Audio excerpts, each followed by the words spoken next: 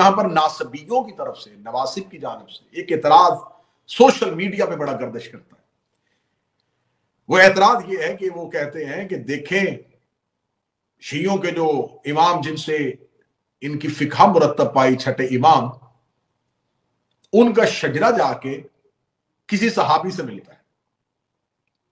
تو وہ صحابی سے امام صادق کا شجرہ ملانے کے لیے کہتے ہیں کہ امام جعفر صادق جو تھے وہ بیٹے تھے سرکار باقر کے، اور سرکار باقر العلوم جو تھے ان کا ننہال کا جو شجرہ تھا، ان کی والدہ جو تھی ام فروا، وہ بیٹی تھی قاسم کی، اور قاسم بیٹا تھا محمد بن ابی بکر کا، اور محمد بن ابی بکر بیٹا تھا اس صحابی کا، تو لہٰذا ننہال سے امام جعفر صادق جو ہے ان کی نسبت اس صحابی سے ملتی ہے، اور ددیال سے علی سے ملتی ہے، تو لہٰذا امام جعفر صادق کے پاس جو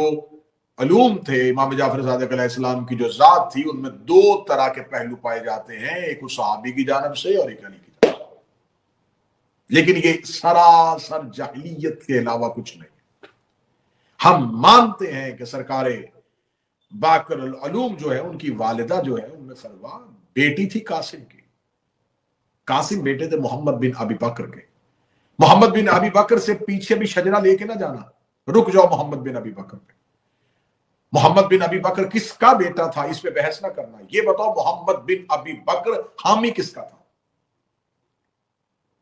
محمد بن ابی بکر نے اپنی پوری زندگی میں حمایت کس کی کی؟ محمد بن ابی بکر اگر تو اسی نظریات پہ کاربند تھا جو اسے اس کے والد کی جانب سے ملے تھے تو پھر مانو، پھر ہم تسلیم کرتے ہیں، لیکن محمد بن ابی بکر تربیت امیر المومنین کے گھر میں ہوئی۔ جناب اسما بنت امیس جناب جعفر طیار کی زوجہ تھی، جناب جعفر طیار جنگ موطا میں شہید ہو جاتے ہیں،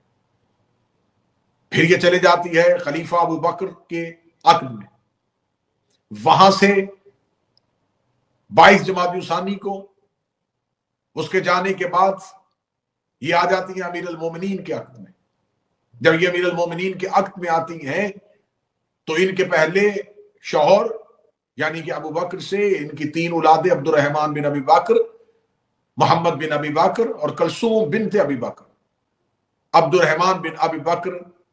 بڑا تھا، ماں کے ساتھ نہ آیا، جبکہ محمد بن ابی بکر اور کلثوم بنت ابی بکر دونوں ماں کے ساتھ مولا امیر المومنین کے گھر میں آئے اور مولا علی کے گھر میں تربیت پائی۔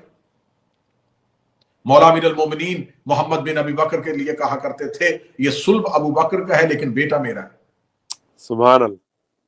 سرکار محمد بن ابی بکر کی مکمل تربیت جو تھی وہ مولا امیر المومنین نے کی۔ اگر آپ یہ کہتے ہیں کہ اس کا کوئی واضح پہلو دیں تو صرف ایک ہی بات سے ثابت ہو جائے گا، جنگ جمل میں محمد بن ابی بکر کس لشکر میں تھا؟ جیو قبلہ جی، محمد بن ابی بکر نے امیر المومنین کے قیام میں امیر المومنین کا کیسے ساتھ دیا؟ محمد بن ابی بکر کو جب مصر کے رستے میں شہید کر دیا جاتا ہے تو سرکار امیر المومنین فرماتے ہیں کہ آج مجھے ایسا لگتا ہے میرا بازو کٹ گیا۔ تو لہٰذا محمد بن ابی بکر سے پیچھے جانے کی ضرورت نہیں، محمد بن ابی بکر پہ رک جاؤ اور محمد بن ابی بکر پہ رک کے بتاؤ کہ محمد بن ابی بکر کس کی حمایت میں۔